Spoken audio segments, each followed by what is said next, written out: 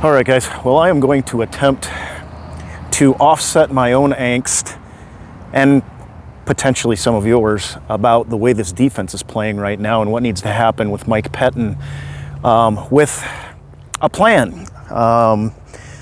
Those of you that have had to do firing or layoffs or anything like that know that the easiest thing in the world is to fire somebody. It's replacing them that becomes the real project, and replacing them with the right person. I'm going to preface this by saying, if you ask me if I think it's time for Pettine to go, I think the answer is yes. Okay, so, because I'm going to say some things that are going to be in defense of Pettine as well. I have a very specific reason that I think that. I will say what it is not. It is not because Mike Pettine is some kind of moron or anything like that. That is, I hear it all the time, and the statement is basically a fan saying, I'm so sick of seeing this defense play bad. I completely understand it. But it's not literally the case. The guy knows more about football, has more football knowledge as a little finger than I'll ever have. I know that much. However, I do think it's time. I will caveat that with, I am waiting until after the Thursday night game against the 49ers. I don't see how there is a massive turnaround in that time, but if there was, then I would ride him for the season to make my decision afterward. Again, it's all about performance, which is also why it's generally the players that get these coaches fired.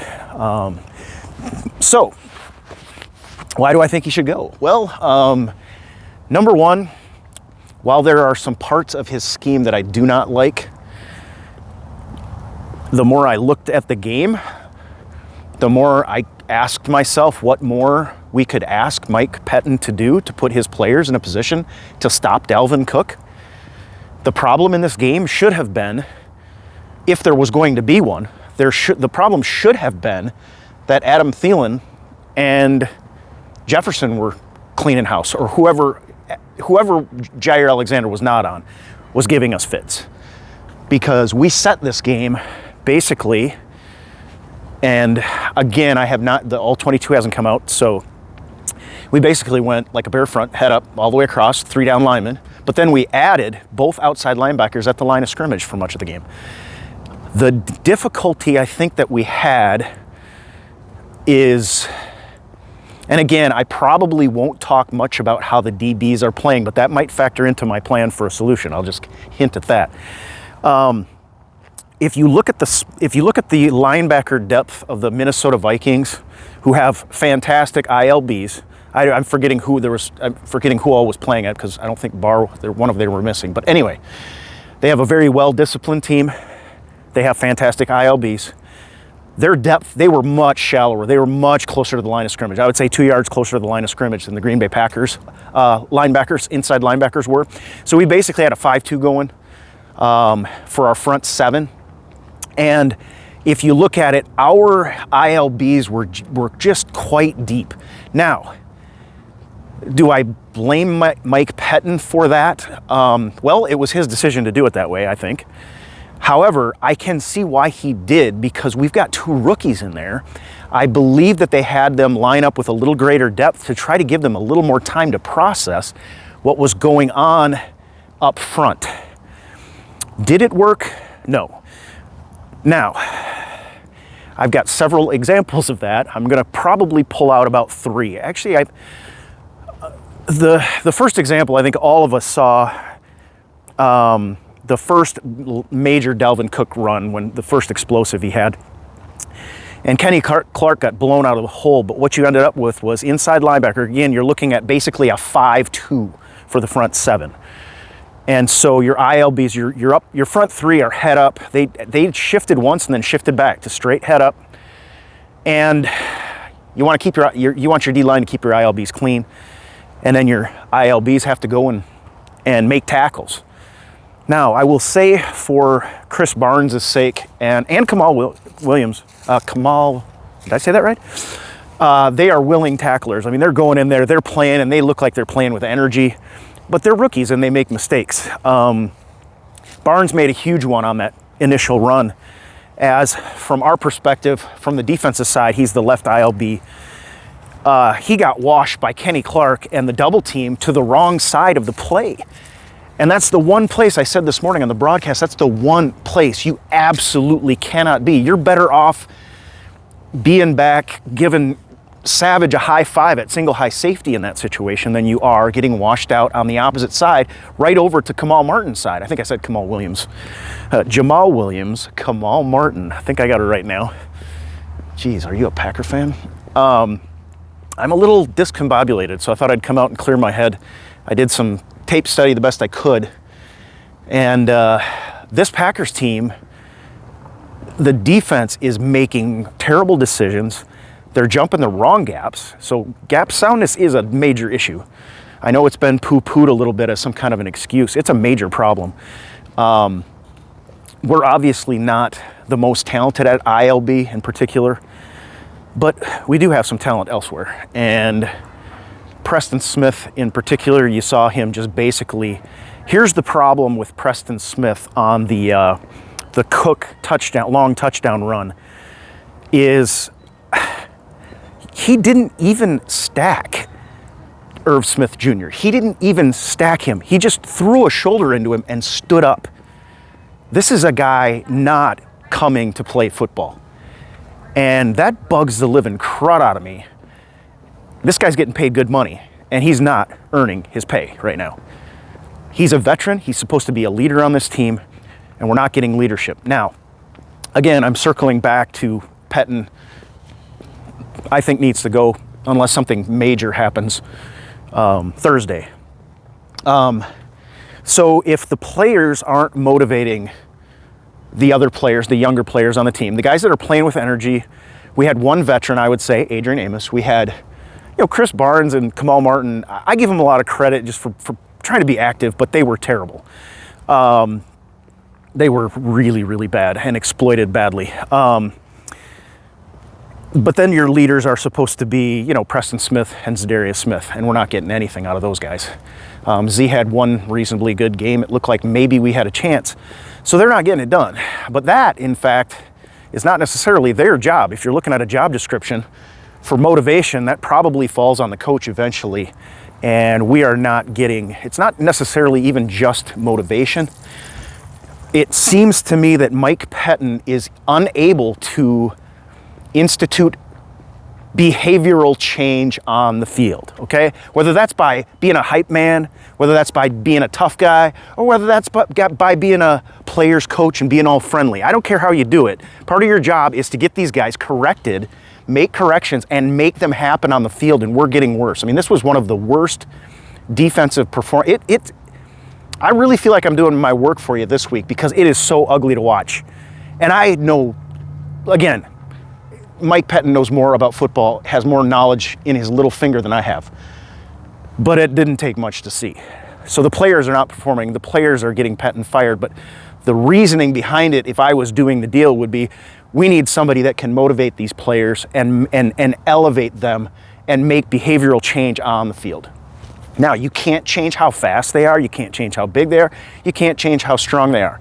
I am not against Mike Pettine's general, if it's a 3-4 base. I am not one of these guys, and I know because of the way the defense has had problems with run, the answer is always just add another slow, fat guy. That is not the answer in today's NFL. It's not. Look at the premier players in the NFL. They are all, that are not quarterbacks. They are all 6 foot something, 270 something to 290 something. Almost to, and their last names are Watt. Stuff like that. Now, could we help the run defense by bringing in a bigger guy? Yeah. You can't get Quinnen Williams, though. I'm sorry. I don't. You got to pay these guys. But I'm not, because again, as Pettine said, are we a 3-4 defense? Yeah. Are we a 4-3 defense? Yeah. You just use the bodies you got, the best of your ability. And the guys that we have are adequate to run this defense. I think motivation is the problem. Now, does the situation play into it? I think it does. I mean, I think the defense is really struggling to gain any energy. We saw them bounce back a little. They make a big play. You had the Jair Alexander safety, and you kind of felt like maybe that was the spark. But Mike Pettine is certainly not providing that spark, and somebody's got to, and that's where, generally speaking, in terms of the situation right now, the buck stops. However, I want to make one final point. And this one, folks, if you believe anything I've ever said, is important. The buck does not stop at Mike Pettine. The buck stops at Matt LaFleur as to how this team performs.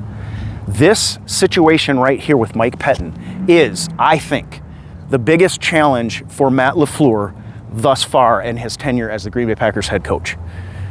He has to find a way to get the defense to perform, and he is in basically an administrative position, much like Pettine. He has to do that either by motivating Mike Pettine to perform or by getting rid of him. And if they don't perform in this game, we're going to lose this game. And if we lose this game, he needs to go. Mike Pettine needs to go. And that's how it's going to happen, because that's how a head coach is going to save his job. Now you have to have a solution in place. Personally, I looked around the league a little bit. I don't see much I like. I don't feel like I'm well enough versed. You know, a lot of people like Rex, are you going to get somebody out of retirement? I am not really fond of that idea. But then you've got the other side of it. You know, I really would be excited about the idea of Jim Leonhard being the defensive coordinator, and I think he's got player experience. He's got playing with Rex Ryan experience, and he knows what the role is because he's been a defensive coordinator. He's just taking it to the next level, and a lot of the systems and processes will still be in place. But I don't think that is the presenting problem right now. I think the presenting problem is, how do you motivate these players, defensively in particular, to play well? Offensively, you can be cerebral. It's all about precision. Defensively, we need an attitude adjustment.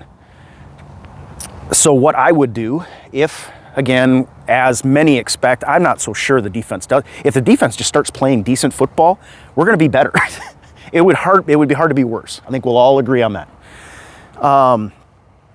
But I would probably, if I had to let Mike Pettine go mid-season, you know, after the 49ers game, I would likely be promoting Gray. I know from my conversation, it sounds like Smith is the guy that sounds like the motivator. And I agree. I was inspired by him. And I would consider that, but I think Gray is the guy with the coordinator experience is so important because it's such an administrative role. And that would, I would potentially, but again, remember, where the motivation, if Gray gets brought up on an interim situation as defensive coordinator, it's still going to be Matt LaFleur that's got to motivate this team. They've got to motivate this team. That's got to motivate this team to be great, not just be good, be great. We bought a lot of players when we had money 2 years ago. The reason we didn't do as much this season is because we didn't have the money to do it. That's just what it comes down to, is dollars and cents. And this Packers team, no one should be giving up on this season at this point. We can lose to the 49ers. We'll have 3 losses total. Jump across here.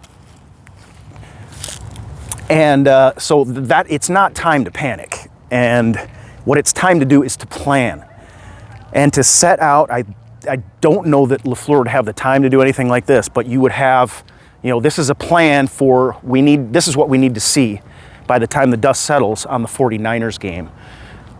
Number 1 is a W, and then of course you can go down the list. We want to see the missed tackle numbers be this or less.